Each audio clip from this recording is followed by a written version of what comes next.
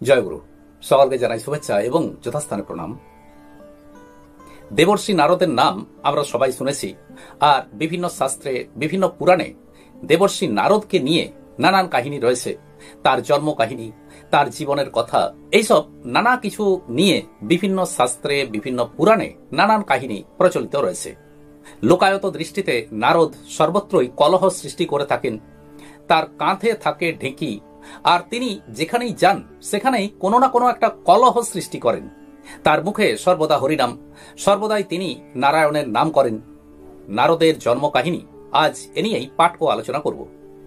বলা হয় নারদ নার থেকে, নার শব্দের অর্থ হলো জল, জল থেকে সৃষ্টি হয়েছিলেন বলেই তার নাম নারদ। ব্রহ্মবৈবর্ত পুরাণে আমরা দেখতে পাই যে কান্যকুব্জে দ্রুমিল নামে একজন রাজা ছিলেন।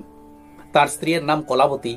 তাদের কোনো সন্তান ছিল না, আর এই কারণে কলাবতী অত্যন্ত দুঃখিতা ছিলেন।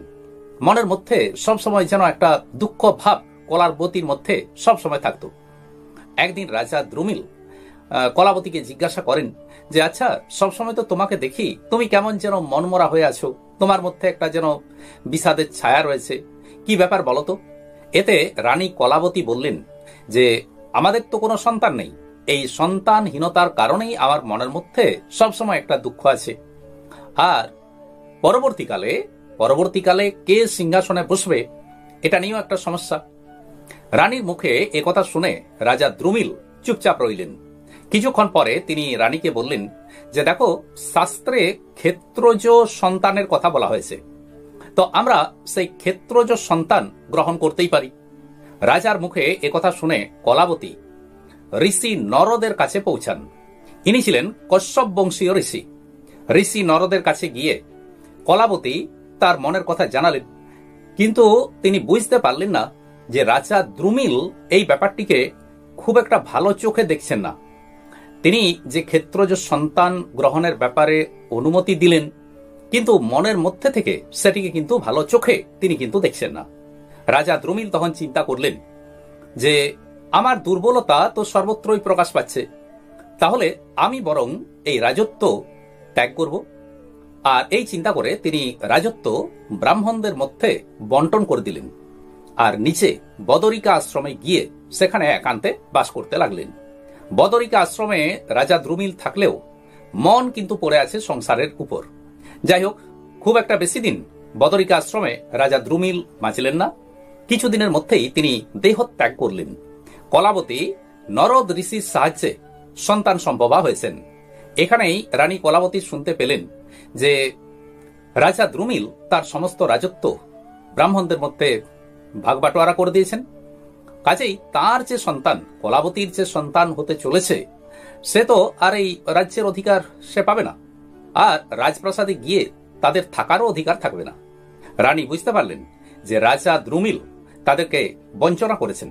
তখন কলাবতী এক ব্রাহ্মণের বাড়িতে আশ্রয় গ্রহণ করেন। এই ব্রাহ্মণের বাড়িতে থাকাকালীন কলাবতী এক পুত্র সন্তানের জন্ম দিলেন। এই পুত্রের প্রকৃত পিতা হলেন নরদ, তাই কলাবতী তার সন্তানের নাম রাখলেন নারদ। তবে ভাগবতে এ সম্পর্কে অন্য একটি কাহিনী রয়েছে। ভাগবতে বলা আছে যে এই নারদ ছিলেন পূর্বজন্মে উপবর্হণ নামে একজন গন্ধর্ব। একবার দেবতারা এক যজ্ঞের আয়োজন করেছিলেন। সেই যজ্ঞে হরি গাথা গাইবার জন্য গন্ধর্ব এবং অপ্সরাদেরকে আমন্ত্রণ করেছিলেন। উপবর্হণ তার স্ত্রীদেরকে নিয়ে সেই সভায় উপস্থিত হন। উপবর্হণ স্ত্রী সঙ্গ ত্যাগ করেননি, স্ত্রীদেরকে নিয়ে এই যজ্ঞস্থলে এসেছেন। এই ঘটনাটা দেখে দেবতাগণ তাকে অভিশাপ দিলেন। দেবতাগণ বললেন যে, তুমি শূদ্র যোনিতে জন্মগ্রহণ করবে। এই অভিশাপের কারণে নারদ এক দাসী গর্ভে জন্মগ্রহণ করেছিলেন। মাতা দাসী ছিলেন বলে নারদও ছোটবেলা থেকেই ব্রাহ্মণদের সেবা শুশ্রূষা করতেন। এই ছোট্ট শিশুটিকে এতটা সেবা পরায়ণ দেখে ব্রাহ্মণদের মনে দয়া হয়। তারা তখন নারদকে মাত্র 5 বছর বয়সে ব্রহ্মবিদ্যা প্রদান করেন। কিন্তু কিছুদিনের মধ্যেই সর্পাঘাতে নারদের মাতার মৃত্যু হয়। মায়ের মৃত্যুর পর নারদ অত্যন্ত ব্যথিত হন। এরপর তিনি বিভিন্ন দেশ, বিভিন্ন তীর্থ পর্যটন করতে থাকেন, আর তারপর গভীর তপস্যা করে তিনি সাধনায় সিদ্ধি লাভ করেন এবং ঋষিত্ব পদ অর্জন করেন। আবার ভাগবতে একথাও বলা আছে যে ব্রহ্মার কোল থেকে নারদের জন্ম হয়েছিল। তিনি ভগবান ব্রহ্মার 10 পুত্রের অন্যতম। আবার একটি মতে বলা হয় যে দক্ষ রাজার কাছে নারদ অভিশপ্ত হয়েছিলেন। রাজা দক্ষ নারদকে অভিশাপ দিয়ে বলেছিলেন যে তুমি বিনষ্ট হও এবং তুমি মাতৃগর্ভ বাসের যন্ত্রণা ভোগ করো। এরপর রাজা দক্ষ কশ্যপকে এক কন্যা দান করেন, আর সেই কন্যার গর্ভে নারদ জন্মগ্রহণ করেন। আবার বেদ মতে বলা হচ্ছে যে নারদ ছিলেন কণ্য গোত্রীয় মন্ত্রদ্রষ্টা ঋষিদের মতো একজন। তিনি কিছু ঋক মন্ত্র রচনা করেছিলেন।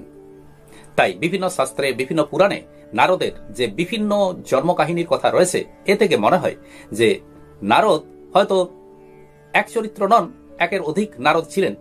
এবং কাহিনীর সূত্রে বিভিন্ন পুরাণ, বিভিন্ন শাস্ত্রে এই সমস্ত কাহিনীগুলোকে জুড়ে একজন নারদকেই আমরা দেখতে পাই। আজ এই পর্যন্তই। নমস্কার।